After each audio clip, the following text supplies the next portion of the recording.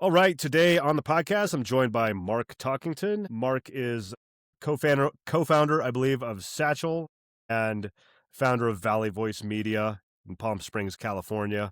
And he seems to have some pretty interesting stuff going on, which we'll talk about. So, Mark, thanks. Nice to meet you. Thanks for being here. You bet. Pleasure. So, kind of just a baseline for the audience and for myself, since we're meeting for the first time. I'd love just to hear your story in local media and just your whole career, basically. See the path you've taken to get where you are now. Love to Yeah, hear it. it's a pretty good story. All right. Pretty interesting path. I'll try to compress it as much I can, right? So, I grew up in a Navy town called Bremerton, Washington, near Seattle, and started at the weekly paper near my hometown. That paper was owned by a woman named Jenny Cooley. One of the editors, she had a couple papers. One of the editors there was her daughter, and I've been married to her for 35 years. So, it kind of ran in the family a little bit. I don't think I knew how much I enjoyed weekly newspapers and community newspapers until I kind of came full circle back to what I do now. But so I started with weeklies, moved on. I covered the State House in Olympia for a daily in Seattle, bounced around up in the Northwest. And then my wife's family's from Orange County. I love the weather down here. Got a chance to move down here to the desert, up to Palm Springs, where in the early to mid 90s, I went to work at the Desert Sun, which is the Gannett paper out here. Did various roles there, but finished the last few years as the front page editor of the newspaper, right? You know what that is. And somewhere around the mid 90s, I started playing around with this thing called the World Wide Web.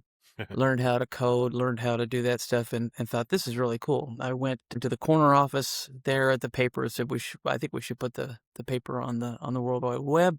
And I got laughed out of the office. I got laughed out of Gannett, basically, who, they came out with an edict saying the internet's a fad, it'll never work. And our classified ad stranglehold is so strong that we'll always be printing money. I thought they were wrong. So I looked for an opportunity to go to work on the internet, and that opportunity came back up in Seattle for a guy named Paul Allen, who had co-founded Microsoft. Heard of him? Yeah, who recently left. And Paul was hiring, talented editors and myself to build cool things on the internet. And they were experimenting with a lot of things, right? Musicians and movies and sports and all sorts of stuff. And we got contracted at one point to build a website for the Eastern Sports Programming Network, right? ESPN.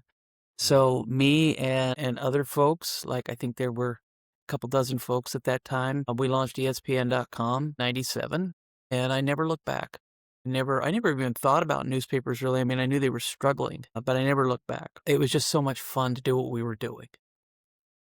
At some point, Disney came and bought Paul's company. It was called Starwave, and a bunch of folks were given the opportunity to move to Bristol, Connecticut, where ESPN was located. Many of us chose not to, and a vast majority of those, maybe 40 of us at the time, went across Lake Washington to Microsoft and worked in various places. A lot of us at MSN, which was, just kind of starting out. And so I went to work on the homepage team at MSN, and I was there for the better part of the next 22 years and was not only an editor, but also a content project manager. And I got to do a lot of cool tech things. I built a lot of really great tools, real-time data analytics tools. I launched Microsoft's first social media accounts on Twitter and Facebook, which, by the way, at the time, the executives said, Twitter and Facebook, what is that? It's a fad. Right? It'll never work.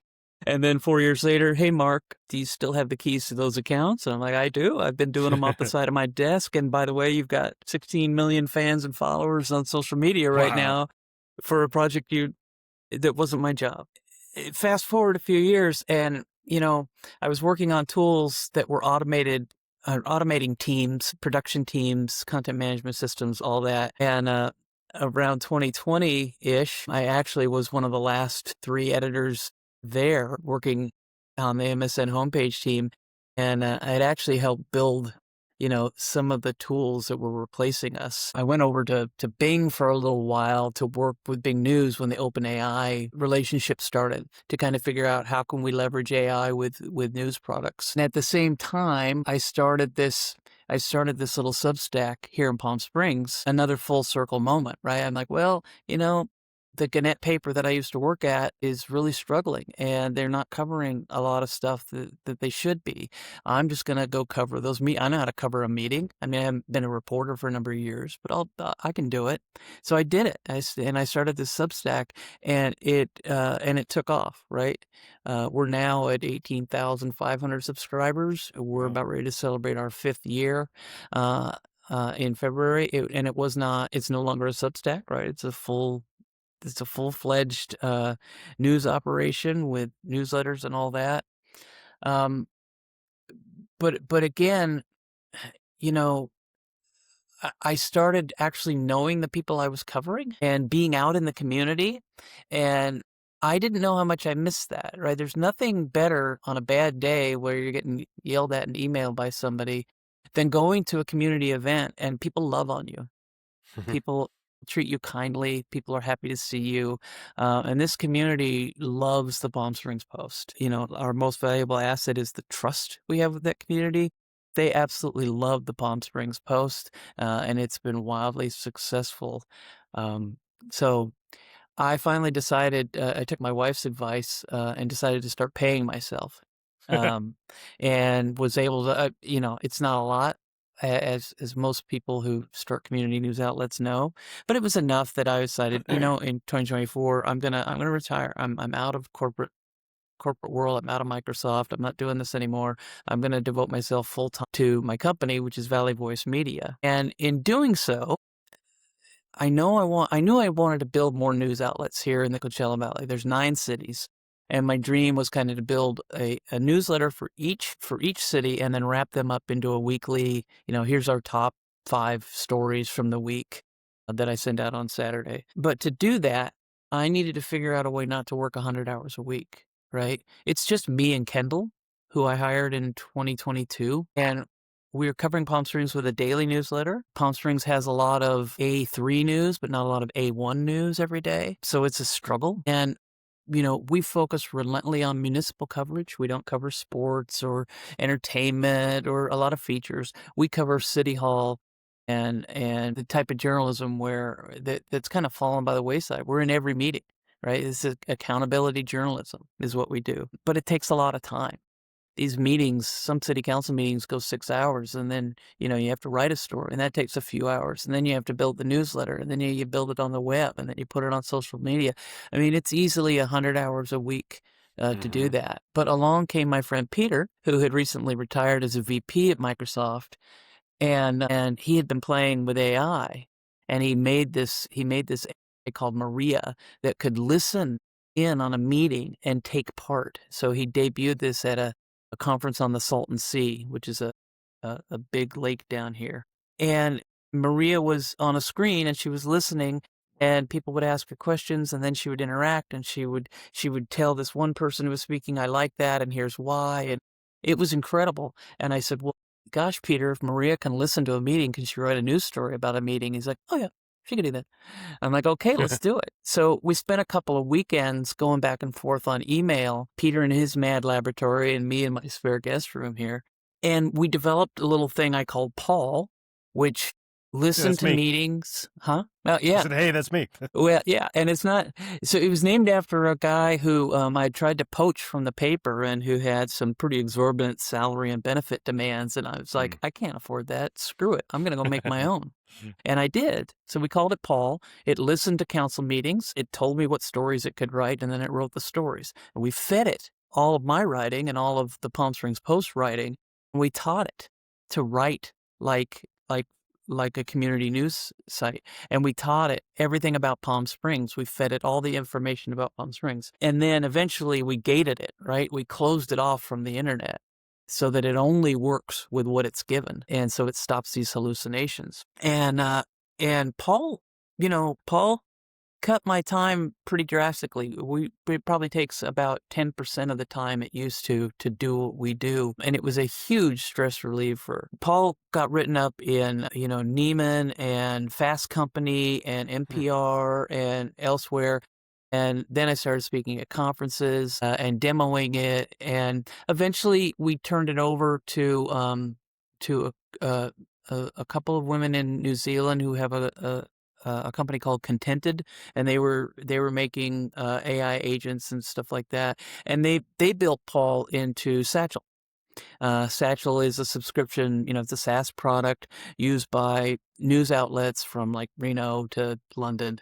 Um, and you log in and you basically use Paul, um, all my prompts, everything I developed to make it become like a news writer and an assistant and all that. So in doing that and leaving Microsoft, I freed up a lot of time and I was better able to focus on growing my business on and then on launching other products. And last year we launched 2 to go along with Palm Springs, and we now have, it, the largest chain of local news outlets here in the Coachella Valley. And so this little retirement Substack turned into, an actual company, and just a full circle journey back into community news. That is a really crazy story. You sent me going a few different ways on that. Yeah, I'm going to go a little out of order on my questions just because I'm curious now. sure. So you mentioned that you built Paul. It's an easy name for me to remember, like I said, to help you kind of write and put out all this stuff. A question I frequently ask on this podcast is what news leaders and it's legacy media outlets, newsletters, it's the gamut. And I ask them what they're using AI for and what they're not.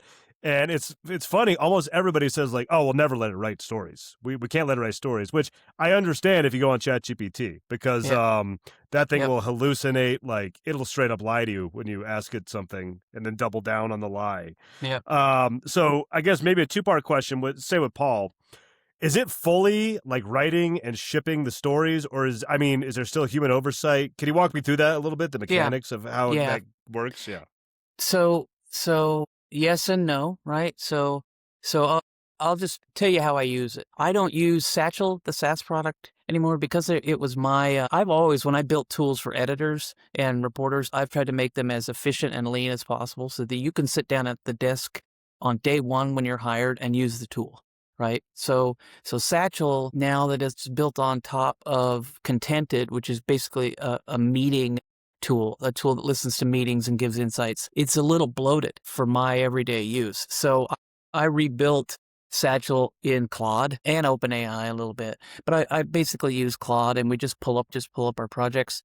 And what we do is we will record the meetings that we're watching, always watching, always watching the meeting, right? But we're not taking notes. I used to sit there and type 14 pages of single line word notes, and I wasn't really paying attention to the meeting. I was just trying to pay attention to keeping up on the notes. Or I'm old school. I would bring one of these things, and and I don't have to do that anymore, right? All I do now is I bring my phone, I set it down, I record it, I get the transcript, I make the transcript in Otter or something else, and I bring that transcript into AI, and I run Satchel, and it lists 10 stories it could write for me based on what it's hearing. Now, if you're at a city council meeting that's 4 hours long and they have 20 agenda items, really, really helpful. It'll listen to the entire conversation and it'll say, here's what I think are the stories. And most of the time, right, you go to a meeting and you have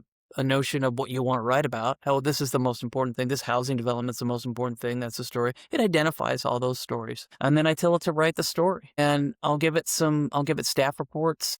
I'll give it, PDF presentations that staff make, all the information that I can find, load it up into there, and it writes the story. And it writes an excellent story, excellent journalism, but sometimes it's not sometimes it's a little bland, not often. So then I'll take it into another one that I call Smooth Operator. And that prompt tells it, look, go in, improve the transitions, make the flow better, write this a little more clearly, all that type of stuff. But always, as I'm building it in the CMS, right? I'm checking it. I'm going back. I'm listening to the audio, and Kendall does the same thing. We're listening. We're double checking. But because we watched the meeting, we know. We know it was the mayor who said this, and so when the story says the mayor said it, okay, cool, that's fact checked. What Satchel does is like triple bonus fact check. It will, in the background, it will write the story, then then fact check that story, then fact check what it's written. I don't, Peter coded some of this stuff up, and it's like triple checking. But again, it's only working with what it's been given. And it gets me sometimes. I'll say, add this in, and it'll say, I'm sorry, I can't, I'm sorry, I can't do that. Right? This was not in the transcript. It's not in the documents given to me. So I can't do it. So then I have to, and it'll say, how do you know this? Do you really know this? And I'm like, yep, I know it. But again, so then I've got the story. Then we do, we're heavy on newsletters. We have a daily newsletter in Palm Springs. It's kind of an Axios format, and we can get into that later about audience attention spans and why our newsletter works where others don't. But then it can shapeshift. It'll shapeshift into a lead for the newsletter. It'll shapeshift into a briefly, which is just 3 little bullet points. It'll write it as what we call a kicker, which is kibbles from TV. So this is the last 30 seconds of a TV show where they show the cute puppy or the cute animal. We have a cute, we have a little, try to do a little cute thing at the end. The page topper at the top of the page will say, welcome to Tuesday. Hey, it's just little things like, hey, the bus system wants a survey. Wants you to take their survey, right? So it'll shapeshift, just shapeshift all the language we need, and we copy and paste it. But again, it doesn't ask follow-up questions. It doesn't build source relationships. It doesn't provide a lot of context, right? Or know what actually matters to your audience. All it does is, take transcripts and write stories, which, by the way, is something I was looking to get out of. I hate that. I hate being a reporter. I hate writing news. I hate having to sit and bang on the keyboard.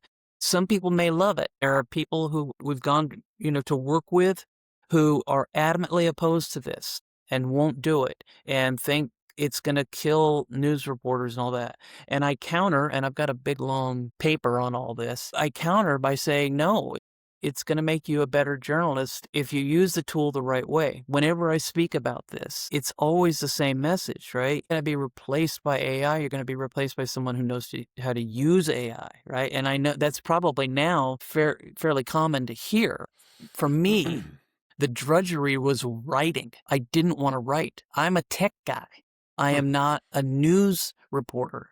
I want to do cool stuff on the internet. I don't want to spend my days going to meetings and writing stories about land use and planning. I want somebody else to do that. And I couldn't hire somebody, so I made something that could do that for me. And I mean, yeah, I get this a lot, right? When I go to colleges and speak, the professors, and they don't like to hear what I have to say, but I think I was ahead of my time trying to put the newspaper on the internet. I think I was ahead of my time trying to make our first Twitter and Facebook accounts at Microsoft. And this is the third thing. I think I'm ahead of my time. And I think as this goes on, journalists are going to see the value in using AI, even if they want to be the writers and they want to get in there and mold the clay. You can't tell me that something that can read a 900-page staff report or any court document and boil it down into simple language that you can use in the story isn't going to be of value. Right. And I think one part that stuck out to me there when you were talking about how you used to furiously take notes and not hear the meeting, and now the AI takes the notes and you can hear the meeting. That's like the best use, like the ideal use case of AI as a tool, in my opinion. It's actually giving you more context as a human to listen and get the value out of it and outsource the busy work. You know what I mean? Absolutely. If you are watching the room and you see the city attorney wink at the mayor about something. Yeah, there's body language. Yeah. Or you're out in the hallway while, they may be deliberating on, item 17B, but you can run out in the hallway and grab somebody who said something that's interesting. You can spend more time reporting and less time note-taking and writing, and that's the value for me. Yeah, I think that's an important takeaway, especially for publishers, local media publishers in particular, which is kind of a core of this audience. So you kind of, I had this question written up, but you kind of answered this a little bit. You've been included I saw on your LinkedIn, on a list of local journalism AI leaders to follow with some other interesting people on there. You kind of gave us your views on that. We're just talking about it. But how do you think, besides just this tool, how do you think local news organizations should be thinking about it overall. Any further thoughts beyond that in other use cases? Just being more open minded in general, or does that make sense? Yeah, I would tell you one, speaking purely from a publishing standpoint, uh, eh, I'm working a lot now currently on advertising and trying to get to know. I've never sold an ad in my life, and I don't have any interest in doing it, right? I like the tech part and I like the news part, but I know that I need to know a little bit more about advertising and what our philosophy is and why we choose the ad partners that we choose and all that type of stuff. And this is catching me up to speed. And it's helping me to, I'll give you a quick example. I hired I have a third party vendor I work with that provided me all the tech stack, but also my reader revenue, campaign development, and my audience acquisition, ads and all that type of stuff. And I was paying them quite a bit of money every month. And then we had an issue where they went through some turnover and I got ghosted for a little bit, but I still ended up paying, right? So I was paying I was paying a percentage of my overall revenue. And it was not nothing. And so this year, I fired him from that part, from the reader revenue campaigns, and I had AI help me write up my materials, right? The emails I would send out, the page toppers I would send out while we're running this campaign.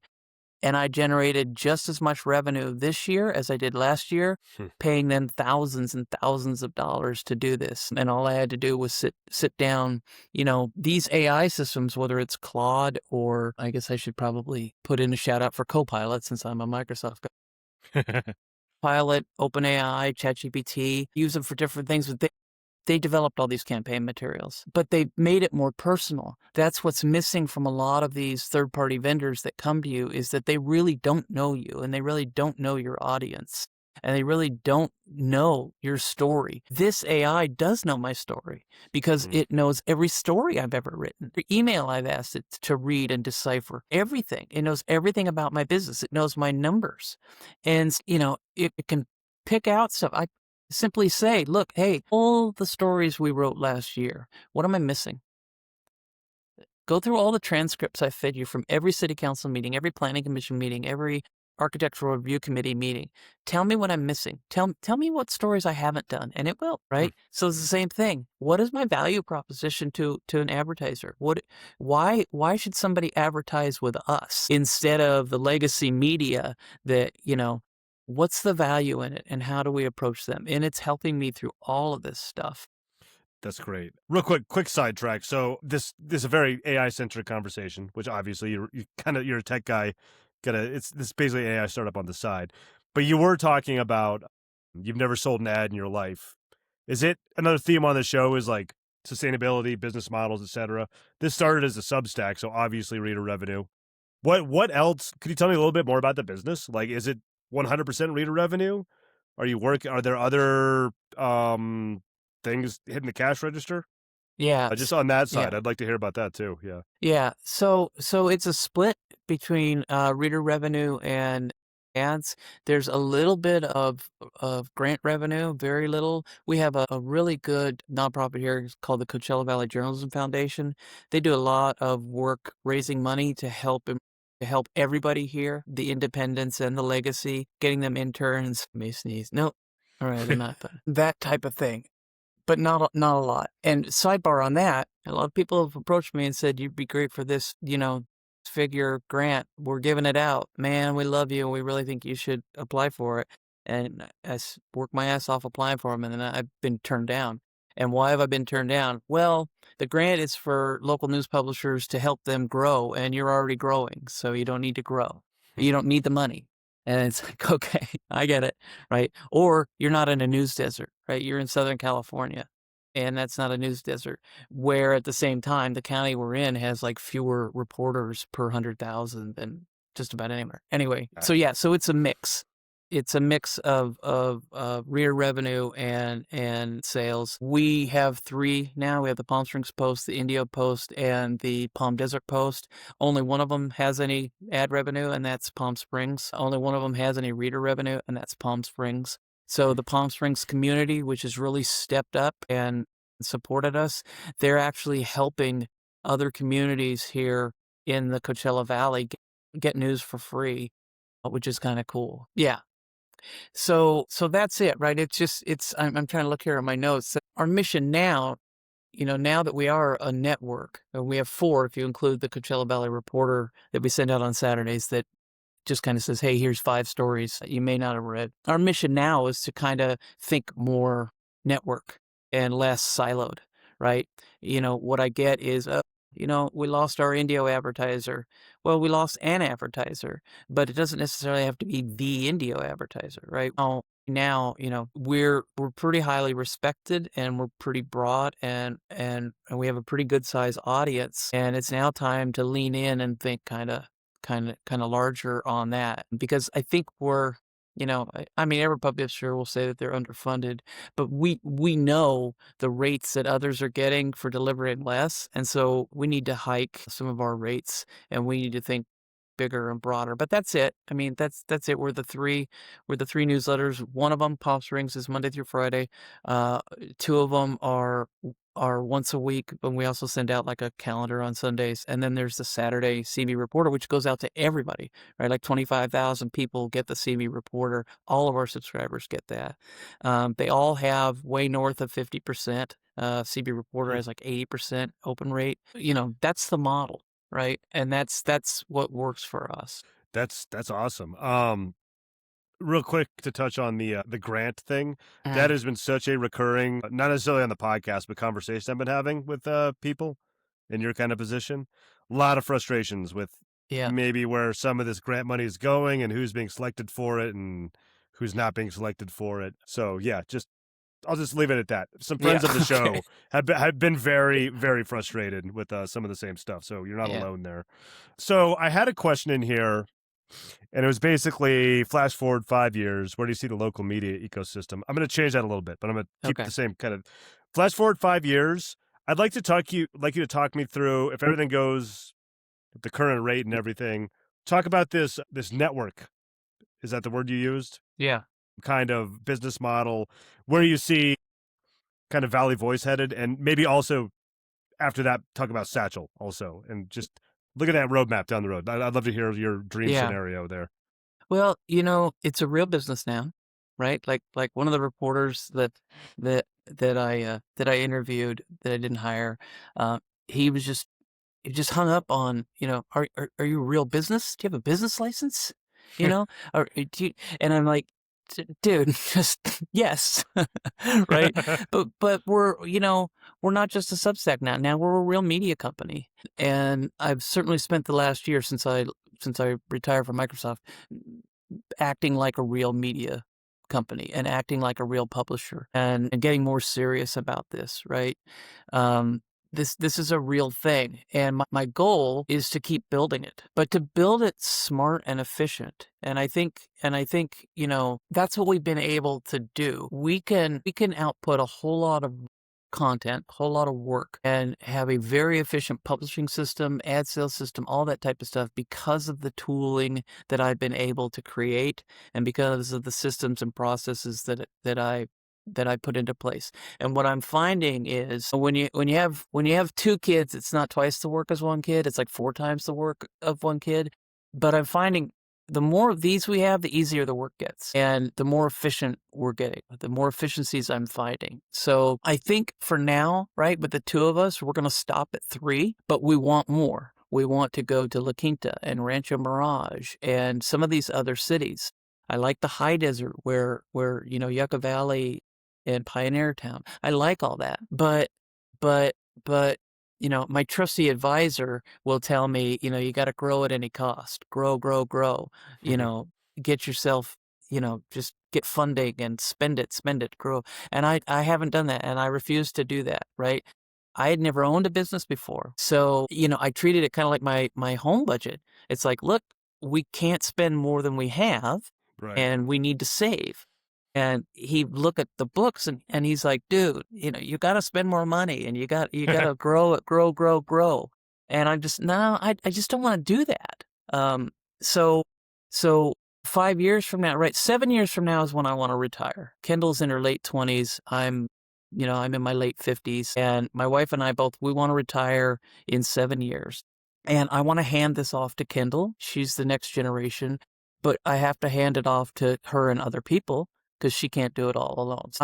My goal is to somehow find the money to hire another person and maybe another couple of people and open more of these and kind of complete this picture here in the Coachella Valley. We may not have 9, but we should have at least 5, and each one focused on just one city, right? And each one of those just focused on municipal coverage and accountability journalism, putting out, newsletters that are fun and informative, right? It's that model. I think of it sometimes as like as like something you can pull off a shelf, right? And I've coached a lot of other people into starting from Oregon to Florida, even here in Riverside County. I've given people the secret sauce and told them, here's how you do it, here's how you build it, here's how you monetize it. And I've watched them grow and grow and grow and follow this model. And so I know it works. Um, and I just, in 5 years, right? I think we have to continue on this hyper local type, one person shop type of type of company for media. I get frustrated when people say newspapers are dying and so media is dying, and that's just, and I think I used a curse word in one article that was written, but I think it's absolute BS. There are plenty of really good journalists. I've seen people get laid off from Gannett papers in the middle of Ohio and start something like the Palm Springs Post, and they can make a living. You're not going to get rich, but they can make a living. And I think that's the model. And it has to be because more people trust their neighbors than they do the people on their TV coming to them from Washington, D.C. or somewhere. So I think, I personally am a big fan of the newsletter first thing, right? Our newsletters are, like I said, they're kind of smart brevity format. So they're easily scannable. A lot of the topics we cover, these municipal things, city budgets and all that, they're very, uh, they're very meaty topics, but the fact we can boil them down to 300 words and help people understand what's at issue, 90 seconds or less, right? People love that format. And I'm not saying don't write longer format on the web and all that.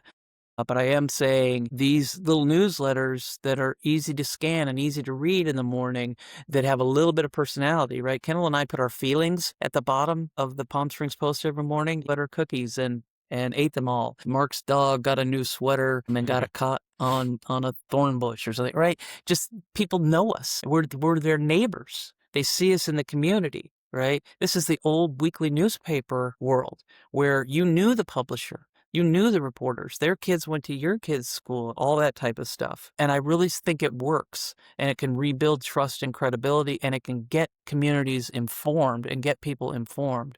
And really, I think it's the model. It certainly has been in our community as we eat into the market share of the legacy media. So I know it can work because it's worked for me. If it worked for me, it worked for anybody. That's great. That's fantastic. And what about Satchel? You said it's basically a SaaS offering. Yeah. Who's that? Is that would be a good fit, like for folks listening to this, like local media, open-minded local media, Yeah. Yeah. publishers? Like, who's that for? What's it look like? Yeah. Yeah, yeah. So the people who are using it now are publishers, local media, publisher change, right? It's designed for them because it was designed for me. We made it to solve my problems, and my problems are the problems that a lot of community news publishers have. There's not enough people to do the work. Sometimes the work isn't high quality. So I would recommend I can look at it. It's at satchelai.com, but also reaching out to me, right? I mean, I can help you. My wife is in the other room. She works for a big accounting firm. Her job has nothing to do with AI, but on weekends I've been helping her. They gave her some keys to some AI tools, and I've been helping her develop agents in Copilot that do some of the really grunt work at her accounting firm. And she's had a lot of success. So I'm happy to help any publisher who wants to know how to use these tools. I do it actively every day. Somebody doesn't need to pay $99 a month for a SaaS product, and they're not going to have to sooner rather than later, right? I'm like, we were first a couple of years ago to get something like this out because there's nothing else out there like it. But the AI the AI tools have come so far and they're so much better now, right? I use Zapier to do some automations as I'm trying to move some of my publishing over to Beehive. Inside Zapier, they have Copilot and you just tell it the Zap you want and it builds it, right? Really? I gave Huh. up on Zapier a couple of years ago, right? Yeah, me too. I've had to Right? look at it again. Yeah. Yeah. I needed people to be able to sign up on my website for an email and have it go into Beehive at both the newsletter that we were building, but also the weekly newsletter that I send out to all the subscribers. And I was exporting, importing constantly, right? I run, Facebook lead gen ads, hundreds and hundreds of people you're getting from those lead gen ads. Export, import. Man, I was like, well, maybe I'll give Zapier another shot. And I did, and I went in there and it said, I'm almost crying. I'm thinking about it. It said, what do you want to do? Just type it up here. And I said, oh, I want to take my emails that are coming into this system and, or through Facebook lead gen. I want to put them into Beehive. Oh, okay. Here, log into Beehive, log into Facebook. I've built your Zap. Press this button to test it. Tested it. It worked. I'm like, holy crap. And That's now, so awesome. I spent last weekend building a ton of Zaps, and Yeah. it works really, really well. But I don't know how I got into that, but No, that's great. That's very useful for me. I gave up on Zapier a few years ago because yeah, I same did. thing. It was, It was a pain, and yeah, yeah. I can't code, but now, the same thing with Beehive, right? They have a chat bot in there. You can look at the knowledge base or you can chat over on the right rail. Mm-hmm. And it's like, I'm like, hey, I don't see my nav bar in mobile on this page. I've correctly identified what happened. Go check it. And I go check it and it's fixed. Yeah, it's Right? I crazy. mean, for somebody who worked at the redheaded stepchild of Microsoft, which is what MSN was, getting dev time, we would never get dev time. We were Right. always low prio. It took us 7 years to build a poll on the front page of MSN because they just did not want to give us dev time. These things, these are that dev time. They do it Yeah, for you. that's a great framing. Mark, this was awesome. You said Satchel AI. You said connect with you on LinkedIn. What else do you want me to link to, or what else do you want to promote that people should check out? Our newsletters, if people want to see what our newsletters look like, they can start at thepalmspringspost.com. They can start at theindiapost.com. They can start at thepalmdesertpost.com, or they can just go to valleyvoicemedia.org and they can see all our newsletters right there on the all 4 of our products there. But yeah, I mean, every year I vow to quit LinkedIn, but it hasn't happened yet, so people can reach out to me there. And I love to chat. I love to help. So yeah, come find All me. right, I'm gonna link to that. Mark, thank you so much, man. This is great. This is awesome. Yeah, you're welcome. Yep.